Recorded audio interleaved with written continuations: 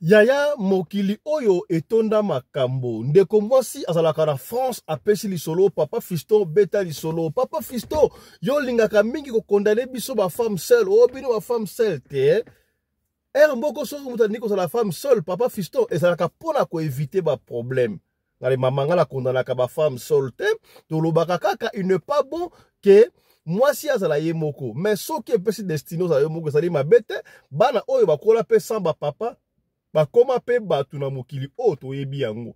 Papa Fiston nga na zwi mobali kozwa mobali elukeli ngai problème na vie na ngai. Ndeko mobali 8 ans na poto na France. Papa Fiston sa mukanda tangu nga na zwi na ndaku na banda kofanda to sali tina mariage oyo kutu ngai moko na s'implika na taki mbongo ebele pona mobali a sala ba démarche to bala to fana ndako moko po nazalaki na espoir na koma pe babanda kobenga ngai madame Kingandi kasi na misombeli liwa na misombeli malheur papa Fiston ba geste o mobala sala kana butu soki bolali ndimelanga za ba geste ya malamu te lisolo oyo ezali po ete ya bino bandeko pasi na motema ya kosakana te yango liso to kobetela yo lelo. Mbote bandeko balandi ya radio loko télévision obomesano boyebi lelo ezali samedi weekend déjà to koumela mingi te yango toye na ba information ebele te to betela lisolo oyo kaka ndeko apesi pona esunga bandeko ebele ezali weekend salaka attention to koumela mingi te to betela lisolo oyo esalinga ipe pasi na motema dikolo ya koluka kozala mobali ya vie babenga yo madame Songolo ndeko oyo mabe ekotelier ekomelier pasi bandeko. Ndeko mwasi apesi lisolo ye moko papa Fiston kotanga kombo na ngai te. Ata kutu tisiko makambo yango nano esili te. Ba prière ezali ko salema. Mais papa Fiston beta lisolo peut-être bandeko parce que na radio lokole awa toyebi ke ba papa ya bwanya bazali ba yaya ya bwanya bandeko ya bwanya bazali ba koki ko sunga ngai. Na yokaka olobaka pe nkumu asungaka est-ce que nkumu pe akoki ko sunga. Nango to kobenga nkumu na suka ata soki lisolo oyo ezali ndenge nini tozali en direct bandeko partager émission bokota to solo la partager émission oyo peut-être ko sunga yote to eza intéressant pour na yo tango yoko partager et ko sunga ndeko moko Songolo esika moko pakala kombo na ngai Fiston Pelende tata ya Sedek boyebi yango puisque nous voulons faire recours à l'authenticité na lingaka mingi bobenga ngai tata Pelende. Mama Emezola, merci beaucoup mbote na yo. Mama Suzanne Massamba, mbote na yo. Mama Marie-Thérèse, la première dame de Belgique, mbote na yo mama Marie-Thérèse. Voilà, bozali ebele. Vicky Mabonza, merci na yo. Bozali ebele boyi kolanda biso. Toko sabino ta mingi te tuko na lombango. Lisolo o ndeko apesi ezali ye moko apesi lisolo na ye. Ndeko o papa Fiston ngana ya France na âge ya 17 ans. Donc moi na poto pene ya kala. Mama ya poto. Donc sika boye na vandisa makambu. Na za deja mwasi ya mukolo makasi na za jeune. Na za na mwana nga moko ya mwasi na bota. Mwana nga ya mwasi wana ata siko na 16 ans et demi baka presque 17 ans. Donc nga mwana na ba 30 tranquille ke na zana no papa Fiston. Kaka de tokenaka kayu boye.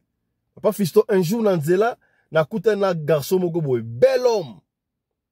Mobali pena mbinga kitoko beauté na bi makela nga pene pasuki mobali o kitoko nzoka epeta na mona kingai makila pe epasuka ki to lekana to roba le ko to bika ba fier basi bazaka na ngo ju quelque jour ele ko le ka Fiston na kutana ila yesu ta Tour Eiffel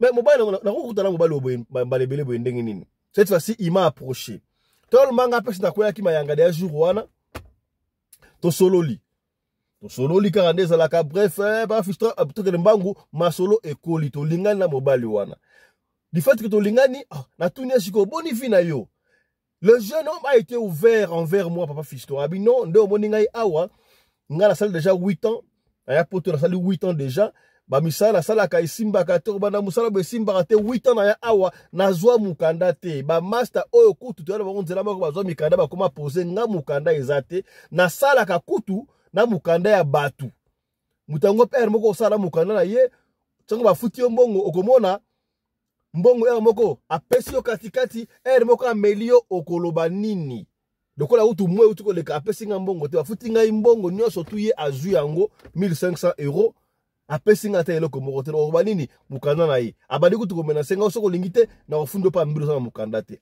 pa Fiston ndeko mobali wana atiaki na ye kaka na se epesi ngai mawa ya kosakana te. Entre temps pa Fiston ngai aza na ndako na ngai azalaka nga moko na mwana nga ndako na ngai za 2 chambres salon mwana nga za chambre na ye ngai pe chambre na nga na bengi se na bilo safa yaka na ndako comme ça to solo makambo wana pa Fiston mwana mobali wana pe aya na ndako na ngai to solo là to comme les moi c'est mbal n'est-ce pas tanga approfondir a betelinga li solo wana epesi ngai siko mawa su ya kosakana te na abi mais pour mes ates ore ofuta mbo anda ukuna yaka to fa na biso awa ngana yo to lingani ndaku na ngaza ndaku na yo to banda ba processus ya mariage. Papa Fiston to bandi ko fa na garçon wana na lingaki te to umela ndengo wana tango ba futi ye to bundi na bino quand même tout ça tout na mbo na Kinshasa pona to bala quoi. Mais ezaki so moi quelque temps to bandi ko fa na ye na badi ko lambela ye na moni pe moi esengo ya kosala na mobali na ndaku ekosoka olami pe papa bana kaka dezela ka ye pe esengo kosaka te. Papa Fiston mwana mobali oyo abengi pa na bango na Kinshasa asoyi na ye kina ya mwasi boni na zui mwasi na ngana ko bala mwasi moko kitoko en tout cas mwasi yo kitoko no, vina nga pede badi ko kende très bien mwasi ona ko bala ye écoute patati patata mama boni boye bisa banoko boye bisa patata mwasi na zui déjà mwasi kitoko mwasi ya vina nga konso ndengele ya kutu voilà patati patata kaka nezalaka. Papa Fiston mwana mbali wana padisa mwana famille na bango apesi kutu na Facebook na nga bota la bwa photo mwasi na Facebook bomona ndenga ata kitoko. Oui, Papa Fiston, ça dit moi si ya kitoko je ko mwini ba photo na ngai. Oui, na mwini photo na ye. Alors, au fil du temps, bakangisi mbongo, mwasi nde ataki pe mbongo ebele, batindi kuna na Kinshasa. Bakangi lupangu et puis mariage Papa Fiston to sali fête car les ala kapana biso na pana bango ba sali fête. Awa pe na Paris, to sala ki pe fête Papa Fiston, ba to balia ba mbela o yebi histoire oyo, peut-être ba ki fête mais habiter calvaire o nga dans vivre. Papa Fiston, après kaka mariage boye. Nuit de noces, c'est salama qui me trouve en nuit de noces, parce que nuit de noces, c'est salama nango déjà. Est-ce que beaucoup mi? Après kaka mariage, jour la liboso, deuxième jour la liboye. Na boutou Papa Fiston, 1h, 2h, 3h moko boye. Oh. Na oki mobali, azo ganga. Est-ce que beaucoup mi? Bon bah là on s'est azo poussé ba crimoko. Oye biso ki muto sali en plein fête.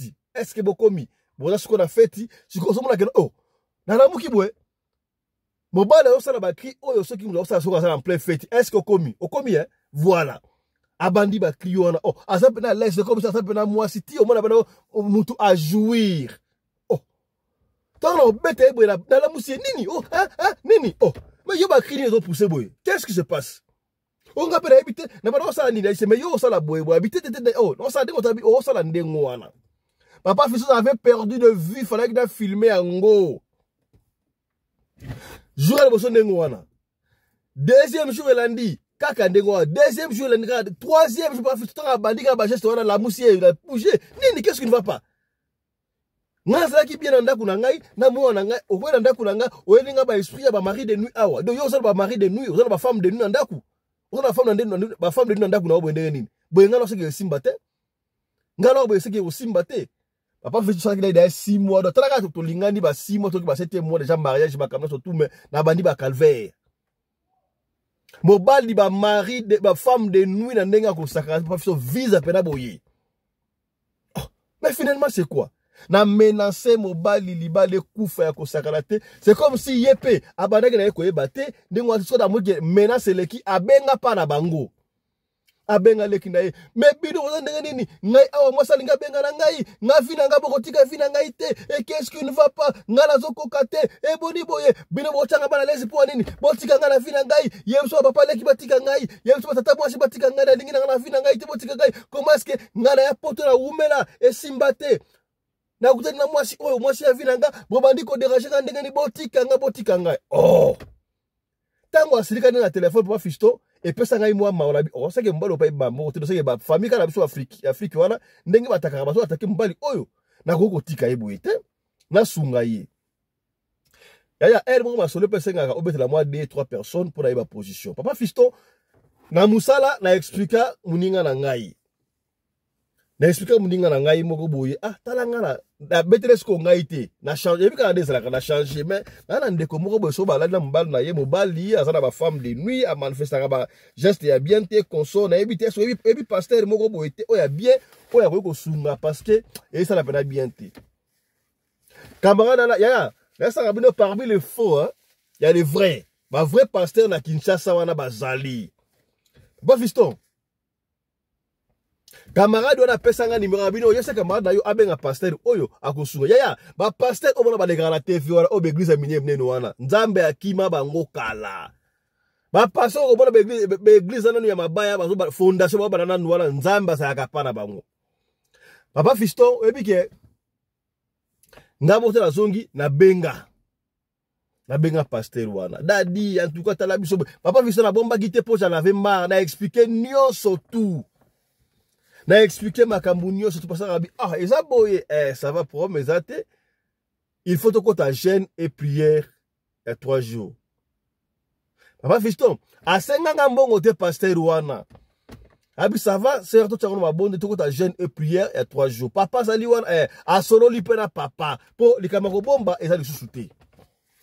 Asolo lipena mobile mbala abi en tout cas on doit comprendre des thèmes makamako solo basu gindenga ni wana bref to kota jeûne et prière 3 jours.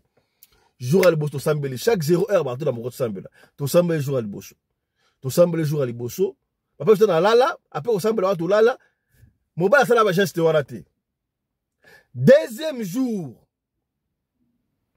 to sambela geste wa esalamate mais siko mobali siko yo aloti ndoto yaya mokili oyo esala makambu yaya ba famille africaine oyo esala makambu yaya ba foto tika na Kinshasa bato mususu kokenda poto bakenda ba memande ngambo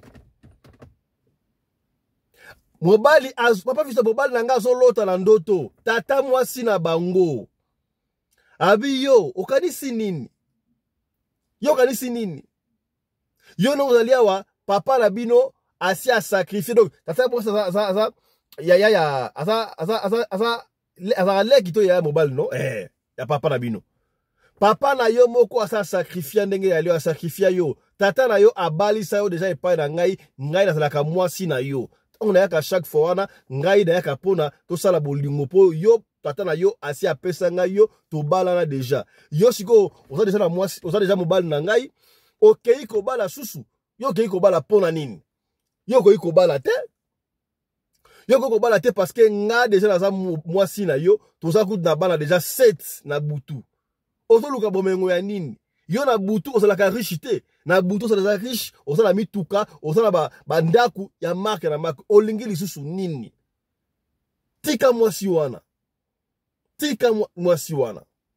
d'ailleurs na zongi sima jour ya suka avant akene benga pasteur ye pamutapeti lisolo bamala Papa Fiston na mona mobali aosala ba geste wana na lamuka mengai koto pe mwasi namoni mwasi moko azobundisanga abundisanga ya kusakana te tango na lamuki na lamuki na ningisi mobali mona lamuki wana basisi ya makambo na bango mobali esinga yo toki boyendenga nini yo pe kono yo pe batakela bite ngana no bundana mwasi moko be muto abundisanga yi alors on a vite compris que mwasi wana ezalaki tata mwasi na bango n'est-ce pas yango sala ke babenga nani pasteur wana donc tata mwasi ta bango ayeko yebisa ndenge wana ndoto abi ono alia okozwa vite to kanga document na yo document na ngana kangango alors to kanga document na yo to kanga misala no sto wana yo ko osa musala te poso osi musala okokima ngoboni okutane ka na mwasi wana omoni ba geste sali yo ko bunga te yefu sala ka ndenge ko mwasi tanga aloti yango na ndoto ya ko néglige ka bandoto mususu te ezande boye pasteur abi to continuer prière. Papa Fiston, tu continues à prier 3e jour, il y a jeûne. Pasteur est Kobenga. Il y a pasteur à Kinshasa, biso na France, tu as parlé, Papa Fiston. Pasteur à Benga a expliqué le bas. Ah oui. Au monindo tolo takiwana. Nzambe pe apesinga révélation. Tata mwasi na yo, mutu azosala yo makambuana. Nzambe a confirmé yango. Papa na bino asacrifiaka déjà yo. Atekaka yo. Ezalaka jour moko boye. Yaya, ba famille oyo. Papa azalaka na besoin ya mbongo. Azalaka na mbongo te. Tata mwasi na bino, bazalaki pe richité. Mais azalaki na mbongo moko amuke bakabela konso. Papa na azalaki na besoin ya mbongo wala asala soki eloko moko songolo. Aisaki non. Yo avanga na pesa yo mbongo oyo. Pesa nga eloko moko. Oko pesa nga nini? Abla sala ko pesa ote. Yo pesa ote. Oh non, kasi bana la onyo so boti bana mibali, il faut basala na responsabilité na ngai moko na kipara bango. Mais papa bana nga basa bana yo. Ndoka papa yeba kite maloba wa ya le pouvoir de la parole. Ndoka tata mwasi azalaki na misala ya mabe. Koloba ya loba wa deja tata mwasi azui yango pona ye batekela ye bana nesu ya mibali. Et babotaka yemo mwana mobali basala bande kwa basi soki 4 yemo ka mwana mobali ya liboso. Tala esika bazwa ki ndingo wana. Alors, mosala ndaba bino tokobondela makambo wana ekosila. Le troisième jour ya jeune. Basambela to sambela boko mona makambo o ekosalama.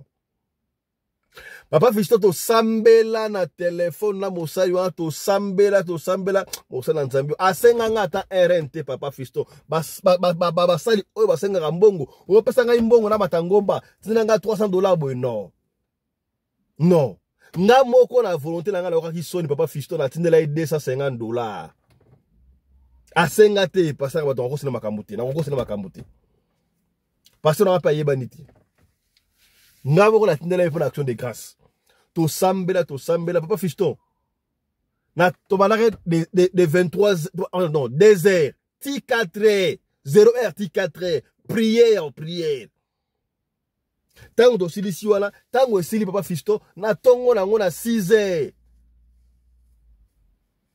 papa na oncle papa leki na biso abenga ngai nako abenga mobali na nga kwa boni yo boniko yo bandoke na potango mbongo potango le rabino ko tinda so mbongo te po nini est-ce que peut-être tata mwasi na ondenga ali alali te butu mobimba maladi ya ko sakata sana maladi tinda mbongo toke na hôpital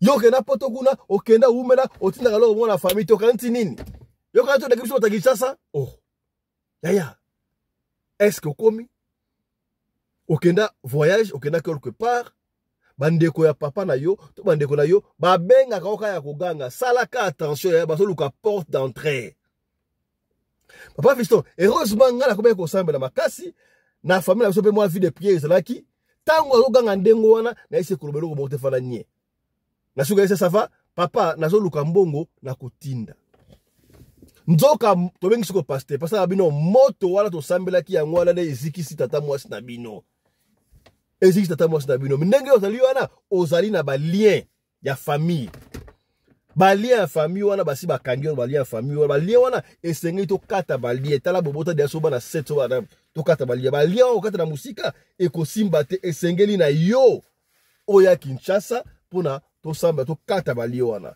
papa Fiston mobala okende Kinshasa ndenge nini excusez-moi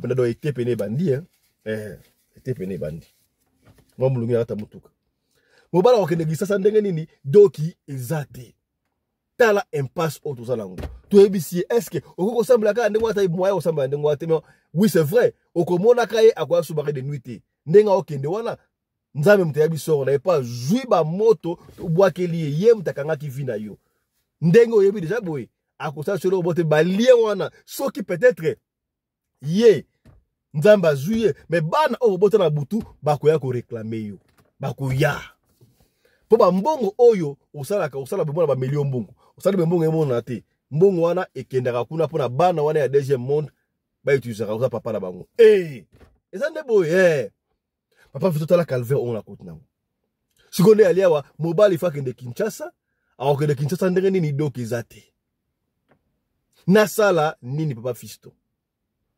na comprendre que mobali oyo aza mwana batu innocent baloke na famille na bango papa na bango de ateka ye sans le savoir ya maloba ndo bimsaka pona bana na yo maloba ni ndo bimsaka pona bana na yo est-ce que komi yo masolo otobeta arrêter ya kaote Ma solo auto beta ayo te akaote. So te akaote moi je regrette. Ya auto ba chaque fois ya surtout beti di solo au monique et consonner ote partager. Peut-être ko sungande ko moko songolo et sika moko pakala. Tala tout na au partager ma solo ya. Papa Fisto na comme na mbara de choix. Na boya nanga mobala ngo parce que to boti pété. Papa Fisto makambo tu o sali moi 2 ans et demi to ke na mobali oyo. Presque 3 ans. Tobo tipete. Na mona kola nazaki libre ngamoko na comité à charge. Tant nazaki ngamoko femme seule Papa Fisto nazaki nanga bien. Ah na comme mobali ba charge matibo.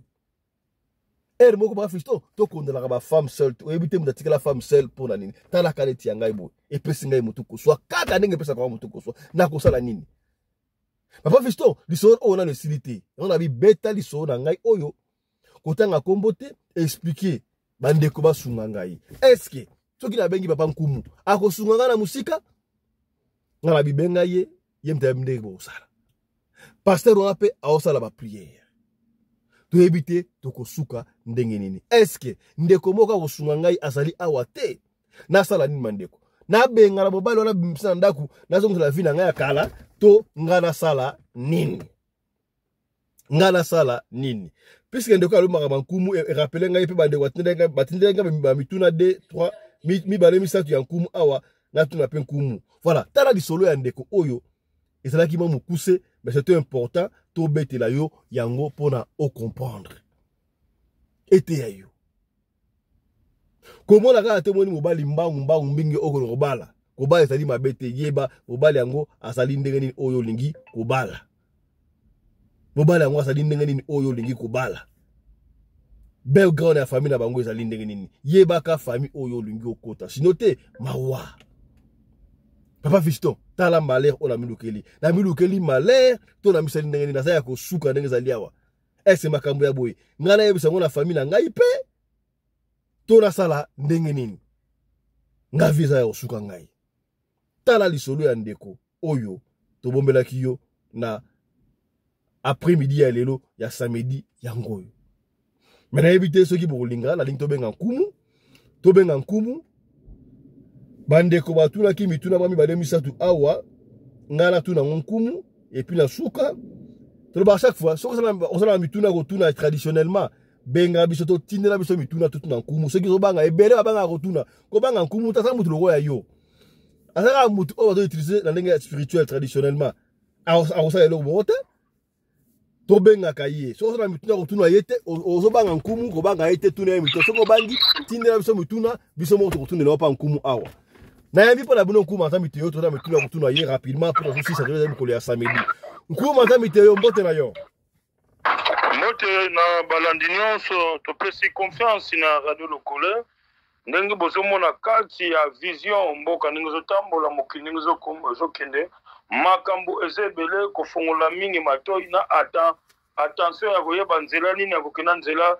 nini oyo ya kosala te vie ya lokuta oyo ekomi na banganga na baprofete na bankumu na ba chef coutumier topesa confiance na nkumu te manzambi oyo mfumu kimbangu atikela kibiso coutume na régime ya ko respecter banom balandi nyonso ya radio lokolo tourna bina manzambi yeyo voilà ko manzambi te yo to sala moi 2-3 mituna ya kotuna rapidement o bandeko batinde liso ba question oyo ya liboso ça ko to ba mutuna te to mona ki yango ndeko wa Papa Fiston est-ce que otela ki na télévision balakisa ki na télévision na ba côté ya na ba Congo bandeko ba mona ki ba ke kota la cimetière ya ndeko na bango soki pe mama na bango so pe papa na bango on sait pas bakuta ba panza tombo ba bimis ba yiba squelette ya ebembe wana ba kenda nango yebisa biso ba to ba yiba squelette wana ba sala ka squelette mutu nini ça spirituel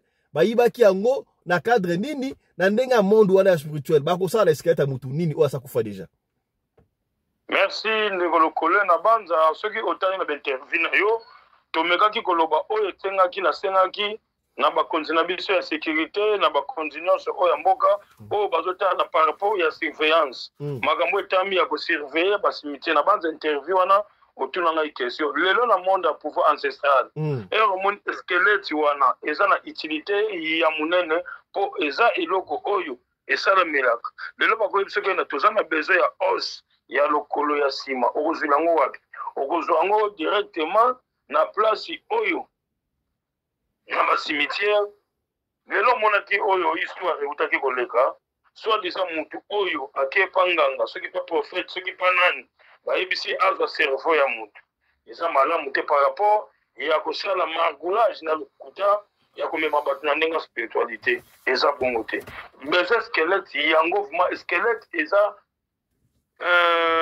tokobenga ngo na terme ya spiritualité cadavre embaumé donc eloko déjà oyo si ekufa toujours image nango yango wana okokuta mino ezali okokuta suki ezali eza na utilité ya makasi ndenge moko na moto osengi ye moto c'est ça la réponse ndeko lokolo donc veut dire que bayibi squelette wana bake koteka bakoteka yango pièce par pièce to mutu wana azalaki peut-être mutu moko ya science to basengaki eskelete ya mutu wana kaka to bato wana baza bamambre ya famille te baye koyiba kaka eskelete ya mutu bakota bamambre ya famille mpe baye koyiba eskelete ya mutu moko quelconque. c'est très cher ndeko lokolo oyo omoni bato baza na circuit oyo ya koteka mikuwa omonaka baos bato mosukutu baza na badirectif bazwaka vraimen mutu ndenge bakuni baki kodetere batie na batono bazwi mikuwa wana wi etekamaka mosala makasi donc eza na mosala makasi lelo ezomona science ya mondele mingi bachetere nango eza bamindele bango mutu basombaka yango ndeko lokolo eza kutu na talo moko bokokomprendre circuit mutu asalaka te me circuit nde batekaka mikuwa eza na utilité makasi ndenge moko na mutu oyo osengi mutu oza na besoin ya mbongo besoin ya mokuwa wana okopesa mutu te okopesa mutu mokuwa wana merci ndeko lokolo nkuma nzambi te yo ndeko atindi mutu na oyo azalaka bongo na Cape Town na Afrique du Sud ayi papa Fiston namoni vi na ngai nayebi te tundela ngai nano mpa nkuma nzambi te yo nayebi seleka nayebi est-ce que ndenge tobetaka na baekipe ya bale baekipe ebele ezali baekipe songolo ekipe pakala soki oza na kisi te okoti na ndako nganga te mais est-ce que kisi ya équipe to pe oza na orchestre moko songolo oza na kisi te mais kisi ya orchestre est-ce que plus tard ekoki kozala mpe na effet na vie na yo to te. merci ndeko lokolo nakopesa nano balandi numéro mpo bazotungisa mingi bakozonga ndeko lokolo numéro ya nkumu bokimaka ye te papa Fiston Pelende oyo aza journaliste international ya koyeba kosala barecherche lelo bato nyonso babiki na nzela ya radio lokolo esi bopesi radio lokolo nini po oyebaki nga toyebi nga en faveur nani abenga nazwaki pa papa Fiston nyonso kaka papa Fiston esi bopesaka papa Fiston mai po yani nduti di munzila yani mfumu wa beto Kimbangu lelo bato mosuku alobaka mfumu Kimbangu bayebaka mfumu Kimbangu te bayebi coutume te oyo mfumu Kimbangu abandaki kosala eza boye lelo un leader le chef d'orchestre le chef d'équipe le entraîneur kisi mosusu ezali eza ya équipe kisi mosusu eza ya orchestre yango monaka bino bozosalela pouvoir ya kisi ya orchestre mais kisi ya équipe. Ok ndeko lokolo zola ndonge malamu très bien balandi nyonso mpe bozola na malamu napesi bino nano mbote koza mutuna moko za en profondeur zela nano napesa bino numéro plus 243 89 44 54 885, une autre numéro, plus 243 98 17 17 013. Merci na balandi nanga, oyo bapesa kankumu teyo, manzambi, confiance, de répondre, Papa Fiston, journaliste international, présent mitune uti pana bino, na balandi. Naza obligé à répondre bino, mkatika kisalu kioko kia mono, bamvende kuwa bankaka, mulanda nsamu wadiambu bantu bayuvuit kisi ya orchestre ezali kisi ya mouvement ezali kisi ya équipe ezali lelo komona ndeko Fiston mutu azalaki ne nabisaki oke vita kogani oyoki kuna sango oyoki sango ede 0 ok lelo ndeko mosusu azosala na pouvoir ancestral ya équipe yango monaka mutu mosusu ndeko lokolo alongwe kaka na équipe carrière na yesile mutu mosusu alongwe kaka na mouvement na carrière na esili soki chef d'orchestre aza motema mabe atie ndeti bisibu oyo nyonso azosalela azoyemba na kisi na nga soki kaka alongwe carrière na esili joueur oyo azobeta na kisi ya équipe soki kaka alongwe carrière na esili mais na bango bajoueur baza inconsciemment na bango bamusicien eza na phénomène te eza na effet te mais kolo nango soki aza motema mabe na ere aye kozwa yango atie bisibu ki bisibu elingi koloba atie bikila. C'est ça la réponse de Kolokolo. Donc veut dire que ba musicien o ba lungana ba orchestre minene o ba sala succès te veut dire ba kolo orchestre ba tia bisibu oyo ba sala succès ba fungola ba libérer bango.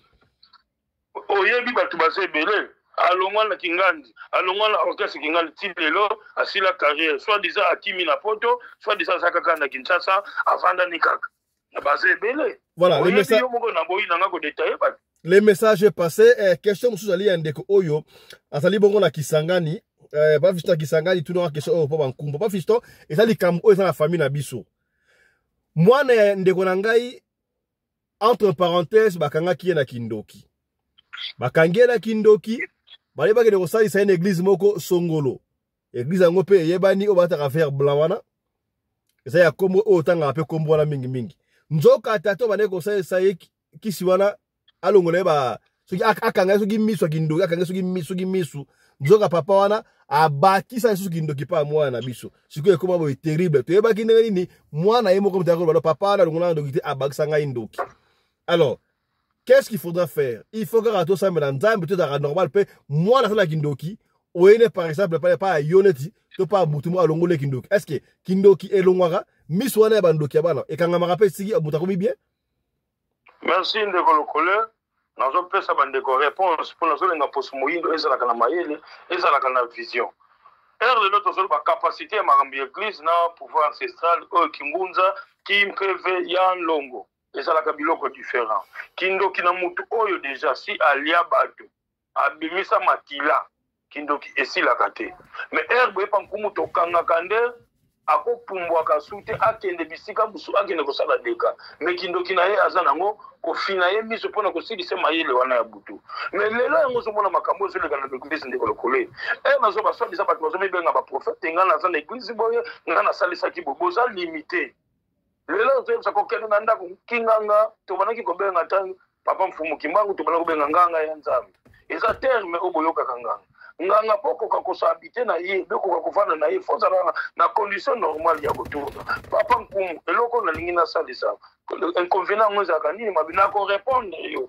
ko benga nkumu ko zala kana bobangi te oko benga ngai oye peut-être ça son ça te mais na pesi yo connaissance oya maili ndeko lokole lelo ndeko moko era bengi yo ayebisi yo ndeko lokole kumu asalisa ki kodia na biso na banga question na batu batuni yo na question les ali awa na kozonga la question na réponse kumu question ya kodia ezali awa répondre biso la question de plus mambo ya Kindoki wana donc veut dire olobike Kindoki si la raté okokanga mutu misu me Kindoki wana si la jamais soki ozandoki si olia otangisa makila bafinaka misu po par rapport au kokasu kosala dégâts quelque part mais Kindoki si la raté c'est-à-dire que la raté ce qu'on a pouvoir na biso ancestral na coutume ya Bukongo okosine sa Kindoki comment le lot des choses na mwana moko boti na ndako po motema ya mutu ayebaka yango to vandi na mutu moyebi te mutu abima ko kanga ye po abima sute akokana se esika te yango malaka batu bataka na dévoler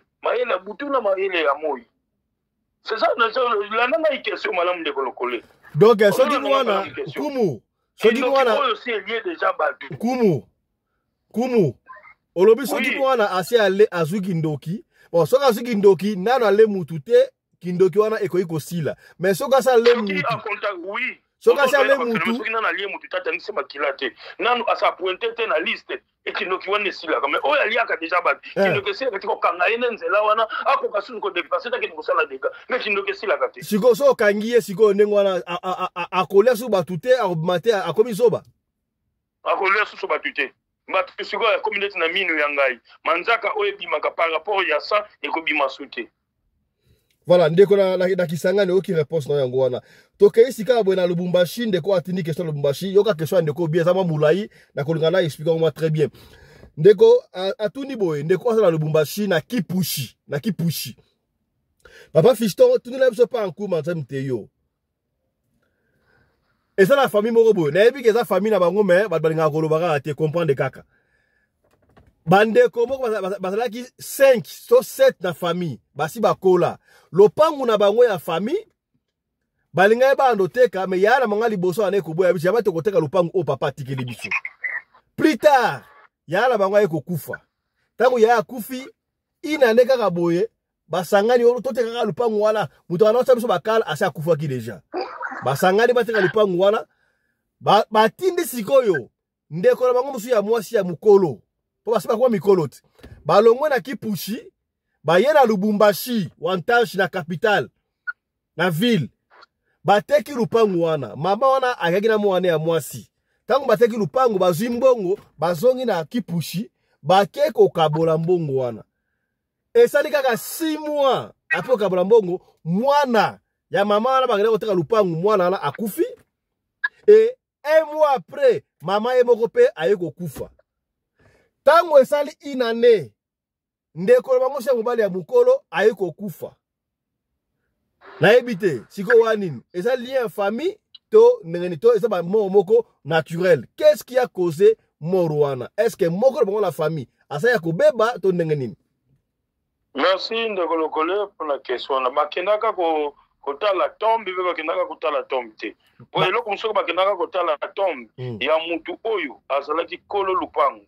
Place wana na landio bakendaka kotala tombe bakendaki kotala tombe te yana bango liboso oyo bande koboya bateka lupangu tanga zaki na bombo abi lupangu tokoteka te eza oyo lupangu ba papa batikela biso metango yana bango akufi baleki bateki lupangu. Merci oyo eza musala na ngai telema na place wana lelo eromoni mutu alobi ngai ndenge nazokufa tubokilanga kiko kima neti ntiva sawu kefe dit ntiva sawu lupangu oyo natiki yango mwana oyo akokende bisika songolo libale kufi ndeko moka uti village référence yango tobengaka ntiva sawu donc place mutu nyonso falekela po akende ko installer vie na ye quelque part bate ba symbole wana ya place wana oyo eza lupangu batika interdit oyo babimi en tête bakozala na bomoi te po mutu soki akufi ma esprit na ye etikala na po bango moko bayebi baceremonie basala na lupangu wana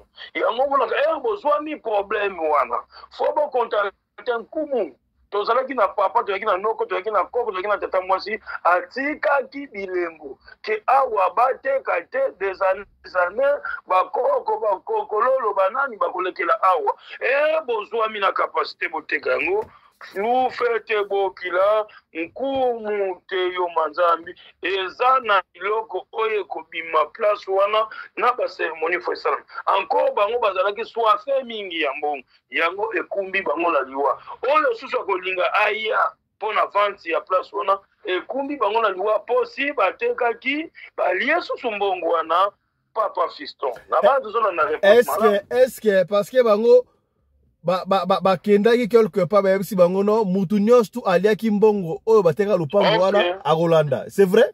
Ok, c'est vrai, oui. Pour ça, la malobétique, la qui peut côté que l'autre, il faut contacter mon tout kulusa dila kisalu qui na mudimu malobétique la gâté tout ça la mi mokilo et salami na liloba et ça de papa Fiston lelo mona ka kindo kina biso kele meto sala kango na butu mundele azo sala ngo na moi pourquoi lelo ndeko lokole yo otongi immeuble moko bi abana bazala ka bakoko batekololo bananka zimutuni yo soki azana sika kovana te kovana batu basamene basala tete nango bakokutana avant yo répondre nga ke batu nyonso baliaki mbongo wana soki bazana likambu te ndenge baliaki yango na maloba na mutu nyonso baliaki 1000 francs 200 francs 300 francs akolanda bomoni bozana lopango moko batikaki yango songolo ava bateka yango fo boya basala musala basemboni boteki yango zimbongo wana bokeko soba mapango me bozi boteki eloko oyo balobaka boteka te ezana problème wana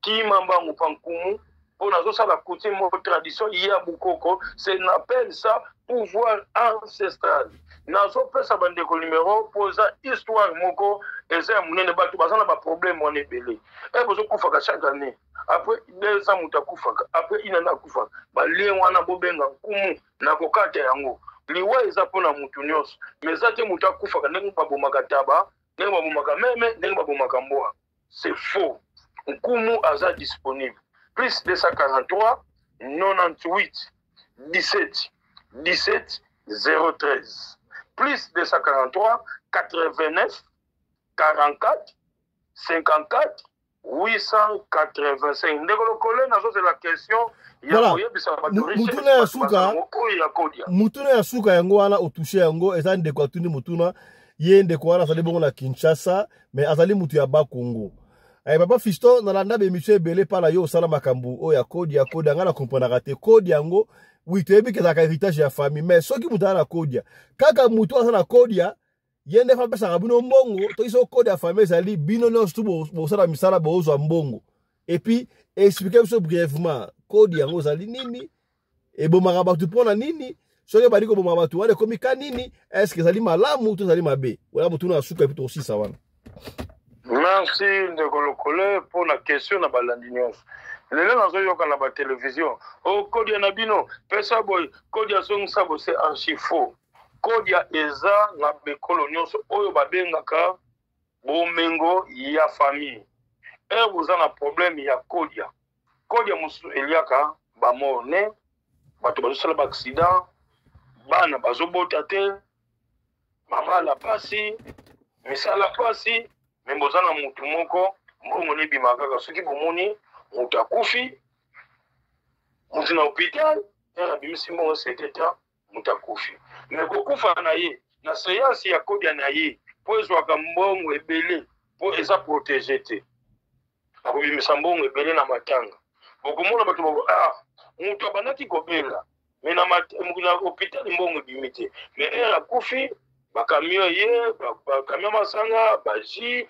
baloué bakiti basala minene boza na problème ya kode oyo boyebi ke ebandaki koprotege bino kode wana ebandaki kobimisa mbongo ebimisaka susu te bokila nkumu te yo manzambi na koprotege yango na kodesinfecte yango ekozala na badega te soki boza na kode oyo nkumu azongiseli bino yango na mise en jour ezala kaka na kolia bapuse soki boboyi na bino bapuse ya soso oyo bana babota misika topesaka makasu nsamba kingudi kinkatu oyo ezaki ozolesa ngo na kutimi ya kode na bino ebandi nango koproduit mbongo mutu mosusu aza na kode ya famille arrete bato nyonso mutu akoleka ye aza te yango moni boza na problème ya kode ya moko bozalaka nango eproduiwaka su te bobenga nkumu te yo manzambe ezalaka na condition te par rapport à protéger ou pas désinfecter yango c'est ça la réponse ndeko lokole mais soki kode ya bato badi kokufa wala ekomi niveau ni koyi mabe wana siko kode ya oyo mutu abanda koutilize yango asalela yango sacrifice yango ni bato mosusu bana bazobota abandaki koloba bazoloba te bana bababa bana makolo eza makasi te basi mpe bazofanda mingi na mabala te wana kode na bino eza non protégé wana so bobengi nkumu te yo manza akoprotege yango ekopesa chance lelo komona mutu atekaka kode aza na kode oyo mutu aza nango responsable bafinie miso azokotela mutu nyonso oyo baza na chance basala oyo baza na chance ya libala babala oyo bazosala bilanga production ezozala makasi yango monaka kode oyo baprotege yango atetekaka mapa fo mona na journée koteka ta 4 bassin ya mapa oza na maison mona panuka bato ebele ezalaka eloko kode na bino oyo baprotege po ezalaka bomengo ya famille yango wana ndeko lokolo. Voilà, voilà ça une question à suka tokona futa suka maloba suka za nini pona lelo. Merci na bandeko nyonso o balandi nkumu te yo manzambi oyo papa Fiston tokoka pe kosunga ye po lelo bozobika na nzela na ye kokoka kokanisela ye po lelo bamateriel oyo ezozwanga eza radio na radio te oyo ezwakanga donc ye aza na capacité biloko makasi mais se bandi koumela esenga kochange modalité ya eloko po akoka kozwanga nakoka kokendeke na nzela ya kosunga bino bato basali ba 4 ans ba 10 ans ba 15 ans babotaka te oza na problème lupango na bino etekamaka te bato soki baye batuni bakeyi problème ya mwana oyo alobaka te abotama normal alobaka te ozomi problème eloko moko etambolako na nzoto tamoko meli kisi ya mundele ekalme soki kisi ekati eya nsandi eza eloko na biso na bomwindo na bokoko mpona kosalisa yango. Oza na probleme ya mwasi azovanda kimia te natie na banorme oyo olingi. Mobali alingi kokabela yo te, mobali alingi kovanda kimia te, alingi koconsidere yo te, akopesa yo promese ya libala na suka achange idée. Yo mwasi ozi mobali soki bokomi kaka na proposition babala yo batia quelque part makambo ebebi eza maladi munene, eza maladi munene. Oza na problème ya diabète esali longtemps. Lelo soki oza na kimobali na biso eza na féblicité, pas même quelque temps ekoyelo na type 1 ya diabète, type 2, type 3. Ozomi problème wana okobenga nkumu. Na banda lelo Radio Lokola zunga tembele oyo mususu oyoki te okobenga nkumu na privé okotuna ngai kokimaka nkumu te. Nkumu aza mutu aza na pouvoir ancestral ya kolanda coutume oyo Fumukimbangu mama Kimpavita papa Nkanza Toma yani watu sisila mianzi mima mitalanda nzila nasuki awa nazopesa bino numero ya suka pon lelo ndeko lokole azwinga ta eza ebele. Numero ya nkumu eza mibale soki ozwinga na oyo mususu te obenga na oyo mususu par rapport tozala ba problème ya réseau plus de 143 98 17 17 013. Une autre numéro plus 243 89 44 54 885 na pesi balandi na ngai nyonso bozala malamu. Oza na problème benga nkumu batu babiki baza ebele, il y a beaucoup de témoignages na yebisaka bino talata papa Fiso oyo azwaka ya kozwanga na makambo oyo toyebani te me vie ya témoignage na mituna yango akoka kozwa nzela ya komitungisa azwanga na pesi balandi na ngambo te na papa Fiston Pelenge international, journaliste international. Merci beaucoup. Tosuki Awalelo, émission Essili. Portez-vous bien. Santé de fer à tous. Chap chap. Et tchara.